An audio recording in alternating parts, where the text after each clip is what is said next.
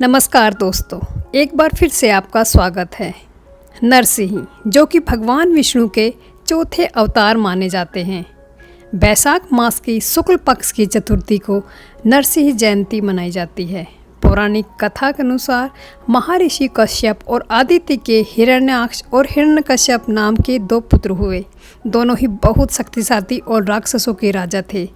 हिरण्याक्ष का आतंक इतना बढ़ गया कि भगवान विष्णु ने वराह अवतार लेकर उनका वध कर दिया। वहीं बड़े भाई के वध में क्रोधित होकर हिरण्यकश्यप ने भगवान विष्णु से बदला लेने की ठानी। उनके लिए हिरण्यकश्यप ने हजारों साल तप किया और ब्रह्मा जी को प्रसन्न करके वरदान मांगा। उसने वरदान मांगा कि कोई नर या पशु उसका वध न कर सके, और ब्रह्मा जी ने तथास्तु कह दिया।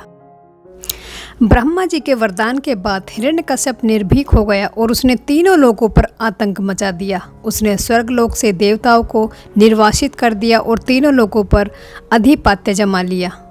भगवान विष्णु से प्रतिरोध लेने के लिए उसने अपने राज्य में घोषणा की कि वह स्वयं भगवान है और उसके अलावा कोई और किसी को नहीं पूजेगा। लेकिन हिरण्यकश्यप अपने पुत्र प्रहलाद के जन्म के बाद उसकी भक्ति से भयभीत होने लगा। उसने मृत्युलोक पहुंचने का प्रयास करने लगा। उसने अपनी बहन होलिका के जरिए भी प्रहलाद का वध कराना चाहा, लेकिन होलिका खुद ही जल गई। बहन की मृत्यु के बाद हिरण्यकश्यप अत्यधिक क्रोधित हो गया और उसने बैसाख शुक्ल चतुर्थी के दिन अपने पुत्र का वध करने की ठान ली।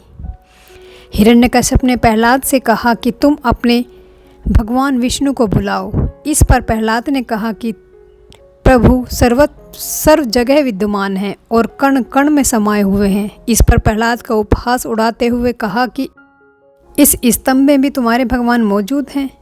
तो प्रहलाद ने कहा कि हाँ, इसमें भी विद्यमान हैं। ये बात सुनकर हिरण्यकश्यप को क्रोध आ गया और उसने इस स्तंभ पर अपनी तलवार से वार कर दिया। वार करते ही स्तंभ को चीरकर भगवान विष्णु के अवतार नरसिंह जी प्रकट हुए। नरसिंह भगवान ने हिरण्यकश्यप को अपनी गोद में लिटाकर अपने नाखून से उसका पेट चीर डाला।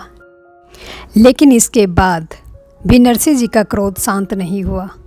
उनके क्रोध को शांत करने के लिए सभी देवता भगवान विष्णु के पास पहुँचे। तीनों देवता भगवान नरसिंह जी का क्रोध शांत करने पहुँचे, लेकिन उनका क्रोध शांत नहीं हुआ। यहाँ तक कि साक्षात भगवान शिव सामने आकर खड़े हो गए, लेकिन नरसिंह जी भगवान ने उन पर आक्रमण कर दिया।